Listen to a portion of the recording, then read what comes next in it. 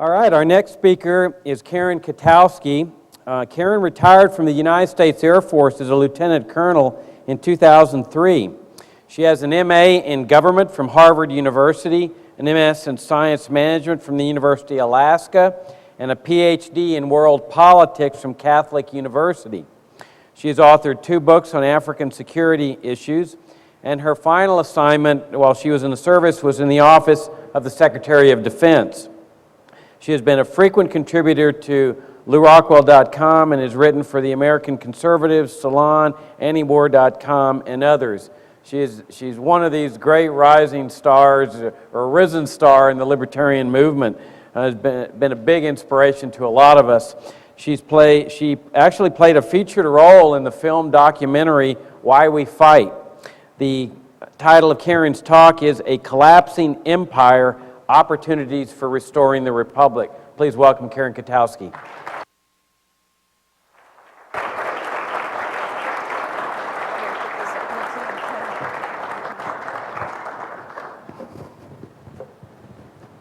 Thanks very much for the very kind introduction and for having me back as well. It's always great to be here.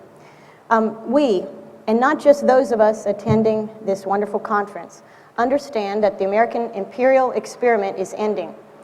The results were not quite as the experimenters envisioned, yet the results have been very much as the anti-federalists foresaw, as the so-called old right witnessed against, and as many in this room, and by extension, their extensive networks of free market ideology and small L libertarianism implicitly understand. The American empire is over. Our fiat money is increasingly valueless and garners a generalized disgust around the world. Our economic engine was once driven by a purer form of capitalism and by people who could think and compete and aspired to do so. Today we find an American version of National Socialism, where the subsidized and intensely regulated planes and trains don't really run on time, but we are sublimely grateful for the government's assistance and leadership just the same. We find today in America a massive government bureaucracy at multiple levels, each layer lapping and snarling hungrily for its sustenance and its justification. We may think of regulators, inspectors, tax collectors, police forces, and city managers.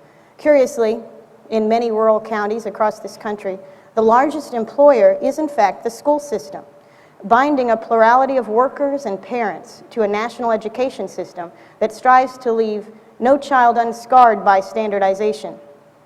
Whether this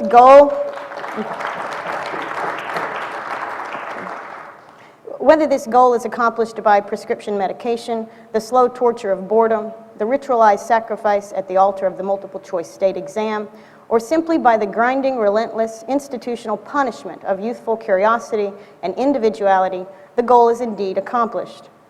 Our military is nationalized and permanently standing, as well funded as it is poorly led. The late Colonel David Hackworth, a veteran of several 20th century American wars overseas, referred to what he called perfumed princes in an article he wrote in 1987, several years before the Cold War ended. Echoing both Lieutenant General Smedley Butler, circa 1933, and President Eisenhower, who warned of the unseemly power of our military-industrial complex in early 1961, Hackworth defined these men, and I quote, as corporate generals and admirals who should be sent packing to industry where their brilliance would be well used, unquote. The perfumed princes that Hackworth believed should be sent packing to industry were indeed going to industry. And instead of seeking the nation's peace and prosperity and security, these perfumed princes were then, as they are today, completely vested in war and insecurity. Several months ago, Congressman Ron Paul asked a top general, a man who is today the Central Command combatant commander, a question related to the United States Constitution. Dr. Paul asked, does the administration have the authority to bomb Iran without further congressional approval? I assume that General Petraeus is familiar with Article 1, Section 8 of the Constitution, granting the power to declare war to the Congress and expressly not granting that power to any single man or woman who may be angry, frustrated, ill-informed, or trying to gain the approval of his or her playgroup. I think it is fair to say that this general, in his now famous response, and I quote, "That's not my purview," demurred sidestepped and lied in the manner of all perfumed princes. More recently, the mainstream media was, as Sheldon just told us, was shocked to learn that a long list of well-known so-called military experts were receiving and devotedly parroting, page after page, year after year, Pentagon and White House drafted talking points. I hate to disagree with Colonel Hackworth, but I do believe he overstated the brilliance of the generals and the admirals. They are as undistinguished and ordinary in the corporate world as Hackworth understood them to be in the world of war. Thus, the empire is bankrupt, bereft of talent and capacity. It spends $2.5 billion a day on its security apparatus, over $1 trillion a year. Its green eye shaders, like apocalyptic horsemen, gallop faster and faster as the currency debases, spending monstrous sums on military maintenance and training, the conduct of current wars, and funding that overfed toddler we call the intelligence community in order to ensure future wars. Our military, the one we say fights for freedom and peace around the world, is a grand Gulliver, bound and disabled and continually amazed by what it encounters on the island of Lilliput.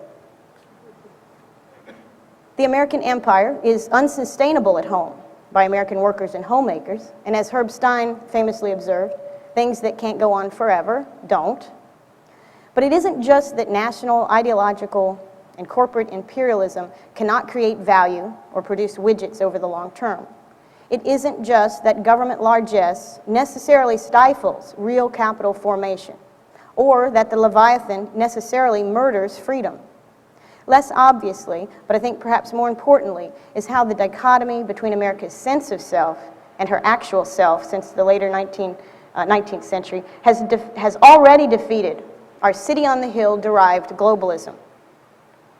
The USA Today newspaper reported last December that, quote, the Lakota Sioux Indians, whose ancestors included Sitting Bull, Red Cloud, and Crazy Horse, have withdrawn from all treaties their forefathers signed with the United States government and have declared their independence. The report goes on to say that a delegation delivered the news to the State Department, unquote. The report goes on to note that the United States government is in violation, currently standing in violation of 33 different treaties with the Sioux Nation. Along these same lines, CNN reported recently that a group of Hawaiians took over the old Hawaiian monarchy's royal residence and vowed to conduct the kingdom's government from there. CNN noted, quote, the group is one of several in Hawaii that reject statehood and seek to return to the constitutional monarchy that effectively ended in 1893 when a group of politicians, businessmen, and sugar planters, aided by the U.S. minister to Hawaii and the U.S. Navy, overthrew the kingdom's government. Now, last month, National Public Radio, NPR, did a short series on the Indian boarding school system. And the boarding school system, like any boarding school, was a government boarding school. Indian children from any number of tribes across the country would be gathered up, taken away from their homes, brought to a school. Their hair would be cut, their clothes would be burned, and they would have new, I guess, white man clothes or whatever. I mean, it was a total indoctrination. And initially, of course, at the time, late 1800s, this is something that is seen as valuable, but and consistent with maybe some cultural expectations. But in fact, it was resented and hated and not appreciated. Now, over 100 years, like a lot of things, we get used to government giving us stuff. And of course, NPR is very upset. The history was the history of the boarding school system was pertinent from NPR's perspective. From their perspective, the modern and evolved federal boarding schools were in terrible danger of losing their funding. But in this report, as with the news of the declared independence of the Lakota Nation, we see and hear of occupation, misuse of military force against the weak, theft of land and resources, re-education of the individual by and for the central state, and the ever-ratcheting and expansive nature of government lies. These mainstream media stories remind us of past and present federal efforts to contain and control Native American peoples. We could have been talking about what our federal government is doing in Iraq or Afghanistan, because the methods and motivations are much the same.